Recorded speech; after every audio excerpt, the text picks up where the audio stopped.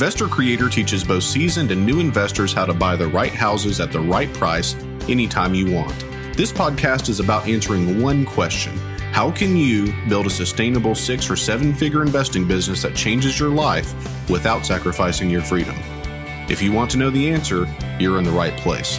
All of this information is 100% free, so please subscribe to and review our podcast.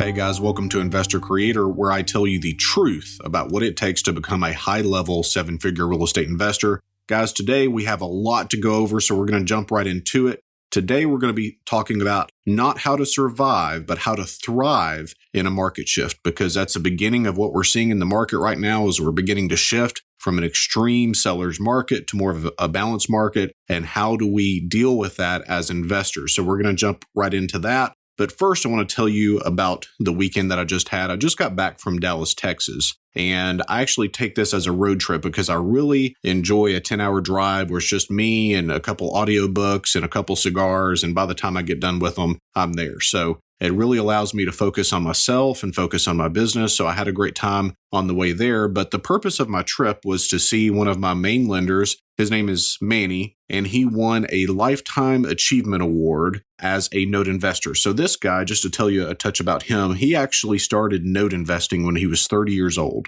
He said, I didn't have a job, I had a little bit of capital, and so I started note investing. And so back in the 60s, he started in 1961. But back then, you usually had to have a pretty decent down payment to buy a home. So what would happen with a lot of new construction is that people would have 10% down on some of their deals. They would need 20% down. And so what the builder would do is they would take a builder second. So the first mortgage would come in for 80%. The buyer would put 10% down, and then the builder would carry 10% of the sales price as the paper on that deal. But the problem is that most builders, that's roughly what their profit is anyway, is about 10%. So, obviously it wasn't what they were hoping to do to get into the note business when they built this house, because that's a heck of a lot of work to just get a builder second on a transaction. So what happened was there's really a great buying opportunity in the market. So what Manny started doing was he would go in and offer 10, 20, 30% on these builder seconds. And so these were paper borrowers. I mean, these were borrowers that got bank financing. And usually people are buying and selling a house every 4.5 to 6 years. So he would get his cash back in that time and just got a tremendous yield. And the amazing thing about the whole thing is that he has taken his business and it has grown to an extent that his 4 children are all in the business. And now he has a grandson that's in the business. And so it's just a lot of fun to see a guy succeed to the level that he has, but not only in the business world, but with his family and just with his community. And he's just such a nice guy. And so he's a very humble person. And it was a lot of fun to go down and support him in that. And so I came back a couple of days ago, drove back. And it's kind of funny because the drive to a place is always so much more fun than the drive back, but it wasn't so bad. And so I got home and spent some time with the family over the weekend. So we're going to be going over the deal of the day, and we're also going to be talking about how to thrive in a market shift. So let's go over the deal of the day. This one was kind of a funny deal. And I know what you're thinking, Brad. I can't imagine you, of all people, with a funny deal, but just stay with me and you'll know what I'm talking about. So about 6 years ago, we were really getting the legs under our business. We were starting to have some success. And the toughest part in this business is getting enough operating capital to where you can begin to try different things. So you begin to try new marketing, you begin to extend your staff and all of that, and you begin to have success and then scale. So I was to that point in my business, and I remember I had a seller call. And so she said, hey, I'm facing foreclosure. I have this house. It's a 2,000-foot brick ranch, and it needs some work, but it's not in too bad of shape. And I need $40,000, which was my payoff, and you can have the house. So it's in an area that I felt comfortable owner financing. And so my idea with this deal was to take the deal and owner finance it out. And I was going to sell a partial for the $40,000. So that I didn't have any capital in the deal, but in 6 or 7 years or so, I would have a free and clear first mortgage that was seasoned. And so that's very, very valuable. And so that's my plan. So I went to the house, very nice lady, and I looked around the house. The house needed some work, but it wasn't in terrible condition. It certainly wasn't the worst house I've ever seen at that point. and certainly not now because of some of the things that we have bought. And so I ended up purchasing it under contract for $40,000. So get the title report back, the title's fine, and we go to get a payoff. And we notice that the lender is a private mortgage holder from Houston. And so we get in touch with the guy, and I call him, it's no problem, and say, hey, we need a payoff to get your money on this deal. And he was not a very nice person. He really didn't want to give us a payoff. And I'm like, well, if you want your money, then you should give us a payoff. And long story short, he just never would get it to us. So he ended up foreclosing. And so he sold the house, I guess, roughly for $50,000 to another lady. So I was super bummed because I really wanted this deal, but I knew there's nothing that I could do. And so we just lost out on the deal. Fast forward to a few weeks ago, we get an internet lead from a lady, and it said, 123 East Main Street. And I look at the address and I'm like, I know that house. Why do I know that house? So I pull it up on Google Maps. I'm like, lo and behold, it's this house. It's the same house. So we have now a different seller, the same house, a different marketing channel, but we hope that all roads lead to us. So this is not the first time that I've ever had someone try to contact somebody else or whatever, and it still leads to us through a different marketing channel. But this is the first time that I've had a real opportunity to buy the same house from a different seller.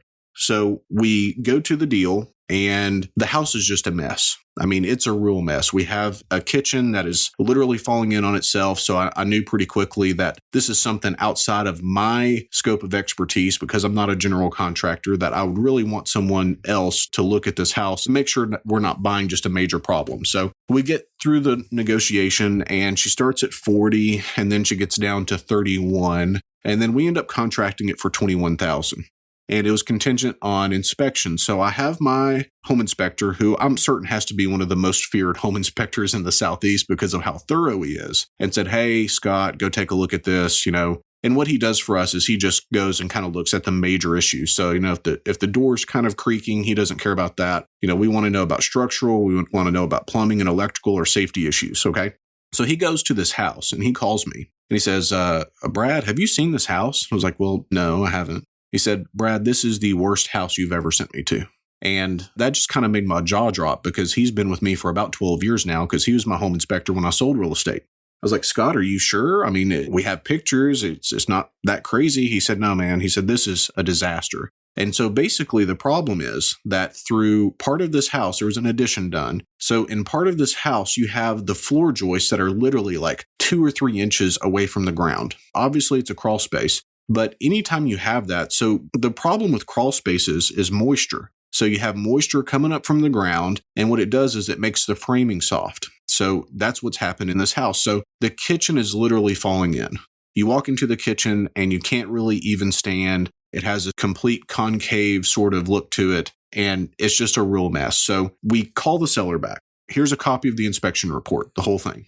This is what my home inspector said is 21, the best you can do on this house. And she said, no, basically I'll go down to 15. So we knew that 15 was roughly land value after we tore down the house, because if we have to, now I don't think we're going to have to, but if we do have to tear down the house, and we're in a safe position. So there's a house that just pended that's smaller than ours, 6 or 7 doors down for $155,000. But this place is a real mess. It's a real wild card. And so it's a very, very high risk deal. So it's one of those that until we get out of it, we have to be in it as cheap as we can just to be safe. And it's not only me, I have to keep my lenders safe as well. So with that, we bought the house. We're closing on it tomorrow for $15,000. But that is the first time that I have ever bought the same house twice. And I just thought that that was super fun. And what we're going to do, we're going to get the problems fixed, the major problems. We're not going to make this thing pretty at all, but we're going to make sure that we're not selling someone else a problem. And we're just going to owner finance it. So we're going to create a note. And from the way that I can tell, I think that we'll create about a $965 payment with our note, and that'll be a 30-year payment. And so the yield cash on that is about 39%. So in other words, the money that we have tied up in the deal, if we invested that cash on cash for the next 30 years, it'd be 39% per year. So if you take the rule of 72, which means that whatever your rate of return is, you divide that number into 72, then let's see what that would be as far as doubling the cash. So, we're going to double the money about every 2 years. So, that's not bad, and that's a good deal, and it's hopefully a safe deal, but we're going to jump into it and see. It is a safe deal, but we just don't know how safe right now. So that's kind of the deal of the day, and I wanted to share that with you guys because it was just a fun one, and I got super excited when I saw that address. I'm like, here we go again, because maybe I can right this wrong that happened 6 years ago. So a little bit of housekeeping before we get into how to thrive in a market shift. So as of today, we entered the top 15 in business iTunes. Okay, so all business podcasts, we're in the top 15 right now. And so that's a super great thing. Thank you guys. Appreciate the messages, appreciate the support, appreciate the likes and the subscriptions. And we're going to keep real content coming to you from a real business as much as we can. So let's jump right into it.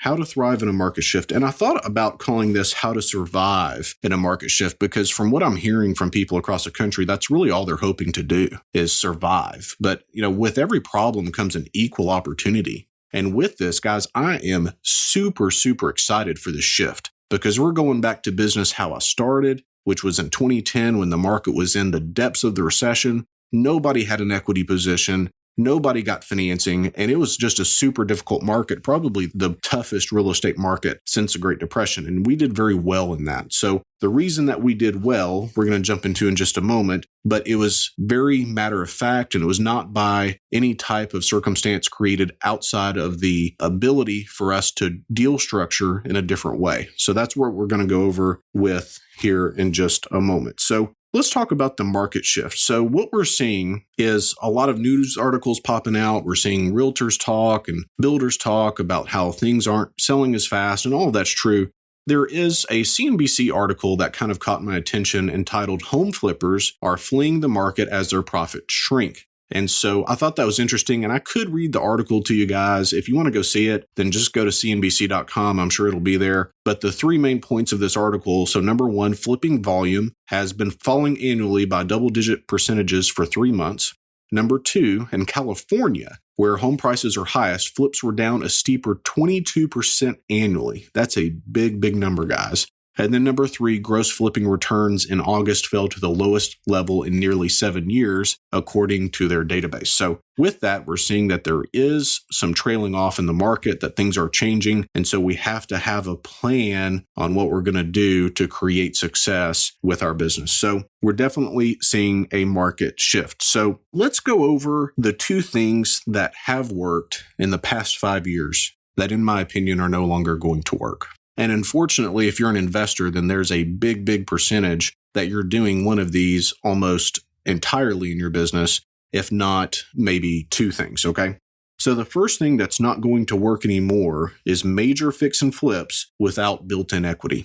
What does that mean? What is built-in equity? So whenever we're doing our purchases, if we're not buying equity in day one, then we're not buying the deal. And so what that means is that we're in a super safe position for a market shift. So I'm all for forced appreciation through a rehab, but we cannot build our business on that, guys. We have to be equity buyers, and the equity position that we buy is in direct relationship to our ability to lead generate. Lead generation is deal generation.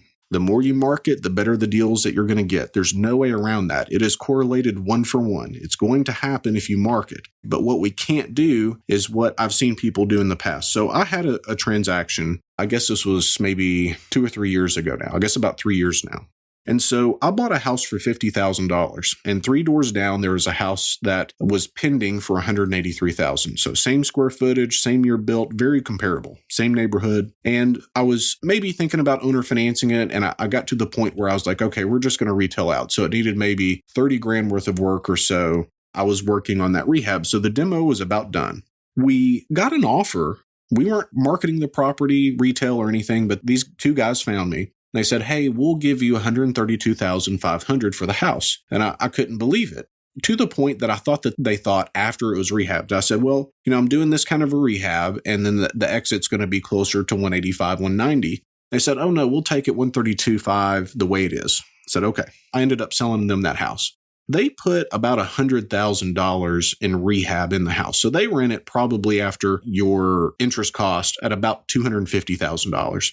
And so they sold it for $300,000. Now, guys, before that house sold for $300,000, there had never been anything close to selling for above $190,000. ever. The 183 two doors down or three doors down was the highest comp that had ever happened in this market. And so they go and they somehow get an appraiser to go along with this, and they blow comps out of the water. And I think at the end of the day, they told me they made somewhere around $15,000. Now, guys, that is not investing. That is gambling, and that's gambling with other people's money. Did they make money? Yes. Are they going to continue to make money like that in the future? The answer is absolutely not. We have to buy equity in day one. So the fix and flip model, these major fix and flips without a built-in equity position are not going to work in the next 5 years. Do they work sometimes? Sure. Can you build a business on it? It's going to be tough.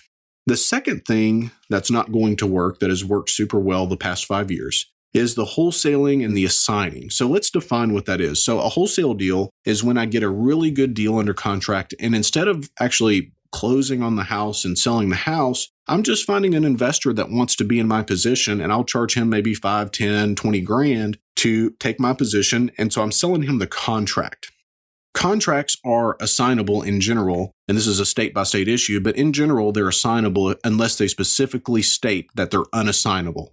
So with that, you can find a good deal, put it under contract, sell the contract. The wholesaler does not have any cash in the transaction, and they're making money. Seems like a pretty good deal until we have a market shift. So why isn't this going to work in the future? Well, the first thing is that the equity position of sellers is going to go down. With prices stabilizing and maybe coming down a little bit of a dip, then we have a situation in which the equity that people have had the past 5 years is not any longer there.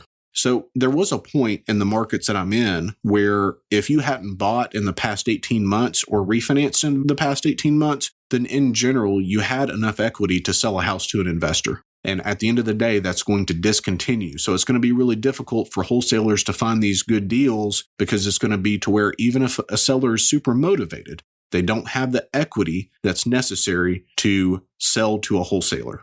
But let's say that you get a good deal and you get it under contract and there's enough equity there to wholesale it. Well, the second problem with wholesaling the next 5 years is that the buyer pool is going to be going down also, because the velocity of the cash is going to be going down. So if I'm a buyer and I've bought, I don't know, maybe 2 deals in my entire career from a wholesaler. So if I'm a buyer and I buy a wholesale deal, then I have to really look at, okay, the market shifting, it may be 6 to 9 months before I get my cash back. So do I really want to go in and do this deal? It becomes a little bit more risky for the buyers. Here's the wholesaler in a position where both markets are shrinking. The equity position on the seller side is shrinking, and then the equity position on the buyer's side is going to be shrinking also, and at least the velocity of their deal. So they have to take that into consideration, which means more likely than not, even if they do come into the deal, they're going to be offering less. So we have to take that into consideration. So I've thrown some mud and I've said what's not going to work. Let's talk about what's going to work. The first thing that we have to do is stay out of debt. So I know that that's kind of fascinating for a real estate guy to say. I'm a believer in putting loans on properties that have equity position, so I have no problem doing that. But we have to be really conscientious of the position that we're putting ourselves in at this point, because it's kind of uncharted territory. Now, I've been in it and I know what's coming, but it's not a position that many people have been in. So to feel better, to be able to sleep at night, it's an important position to control and have really, really smart borrowing practices right now. Really, really smart borrowing practices. The second thing that we have to do is create cash flow. I had a lunch with a friend of mine about 2 weeks ago. So this guy is a good friend of mine. I really respect this guy, and he's just a superhuman being. He does some lending, he owns some multifamily, and he does quite a bit of traveling. So in our conversation, he said, Brad, I cannot outspend my income. He said, there's no way I can spend more than $25,000 per month, which is about 25% of my income. He said, everything is paid off. I have very little debt, and I have some properties that cash flow, and I have my notes. With that, it's just, I can't do it. And this is a guy that does quite a bit of world travel. I think about his position where his biggest problem, more likely than not, is where to invest his extra $75,000 per month and just how safe that is. But let's take it to a normal position. So how do we create cash flow in our business? So the first thing that we can do is if we have $3 to $5 million in cash, is we can go and buy rental property, and maybe they're discounted a little bit, but they're good cash flow properties, and we can create cash flow that way. So if you have $3 to $5 million in cash, your days of worrying about cash flow are over. Go and buy some property, let them sit, bury the cash in rentals, and you'll do just fine. But most people that I know don't have $3 to $5 million in cash. So the main way that people are buying cash flow is they'll go to a bank. So maybe they buy a rental property and they put 10% down or 20% down or whatever, but they're trying to live off this little bit of cash flow. And the cash flow, more likely than not, is not real because of vacancy and repair. Many people swear that vacancy and repair over time, depending on the property, are going to eat up 20 to 50% of your cash flow. Your total rent payment, discount that by 20 to 50%, and that's what over time you're going to have as a net payment after vacancy and repair. So most mortgages, if you have a mortgage on a rental, you're not going to have real cash flow. And I've talked about that at length with rental property guys. What do we do to create cash flow? We can create cash flow very easy by creating notes. So let's talk about a deal that we're going to be doing here very soon. This is a transaction that we got the call from about 2 weeks ago. So we had this lady call in and she's facing foreclosure. She's 2 payments behind and she has a good little house that was renovated about 4 months ago. We bought this house for roughly $107,000. She owes $92,000 on the mortgage, and the retail there is about $155,000, but it needs about $6,000 or $7,000 worth of work. It's at a 4.5% interest rate. Although we could retail out on this deal and maybe make $30,000, it really wasn't one that's the best fit for this deal. So what we're doing is we're going to sell this house for $170,000 as is with a $15,000 down payment. And so we're going to finance $155,000. So we've taken the $92,000 subject to, and we're creating a wraparound note and deed of trust of $155,000, which gives us a note equity percentage of roughly $63,000 or so. So our $63,000 note profit there is creating cash flow. And because the rate on the underlying is 4.5% and we're selling the $155,000 note at 9%, then we're creating $781 per month in cash flow on this deal. $781 per month. For some areas in the country, that would be like a free and clear rental property. How much money does Brad have in this deal? Brad has $0 in this deal, but it's throwing off $781 per month. And then whenever the person refinances or sells the house retail, then we would get our $63,000 or so in cash. But during the meantime, that $63,000 in cash is getting a really, really good rate of return. And it's an even better rate of return if you think about we would only make about $30,000 after our holding costs, after realtor fees and selling costs and repair costs. Then it makes this a much, much better fit to take this and create the note and create the cash flow. Most people, if they had 10 deals like this, would be able to quit their job. They'd be able to weather any kind of a financial storm. And if you have debt, then $7,000 per month in debt payments is going to take care of a lot of payments for you. So let's talk about another deal. We'll switch gears on this because you may be thinking, well, Brad, you had $63,000 in note tied up in that. So maybe that's just not an average deal. Maybe that's a really good deal. So this is a different transaction that we have bought, and we're actually closing on the purchase and sale of this Friday. So here at the end of the week, we bought this property for $135,000. It was behind on payments also. We were giving $0 in cash to the seller. And what made this deal look like a good deal is that it had a 4% fixed rate. So the PI payment on that $135,000 was $644 per month. So fast forward, we sold this deal for $155,000 owner financed with $10,000 down. So the $10,000 down payment goes to me. So that's part of my profit. So that's what I get for putting the deal together. So we financed $145,000 to our buyer at 9%, which is $1,166 per month. So on this deal, it's not as good, but we're still making $522 per month in cash flow. So how much money does Brad have in that deal? $0. How much debt does Brad have in that deal? $0. I get $10,000 for putting the deal together and $522 per month on a deal that most people could not put together anyway. you think in your mind, in these two deals, we created $1,303 per month. And both of these deals have come through my system in the past 30 days. And these are not the only deals that we're doing this way. So we'll probably create somewhere around $2,000 per month in passive income this month, which is a pretty good position to be in and something that we're focusing on more because of this market change. Guys, neither of these deals would I have done exceptionally well on, and if I decided to put these on the market retail. And because of the market shift, that's what we're looking at doing. So in any town, think about your town right now. Think about how many houses are on the market, retail. So if you're in any major metro, then it's in the thousands, 1,000 houses on the market. Think about how many owner-financed houses are in your market right now, that if you had a down payment that you could go and buy, owner financing. Well, usually it's less than 50. In my markets, it's less than 50. That includes us, which is probably about 25% of that market.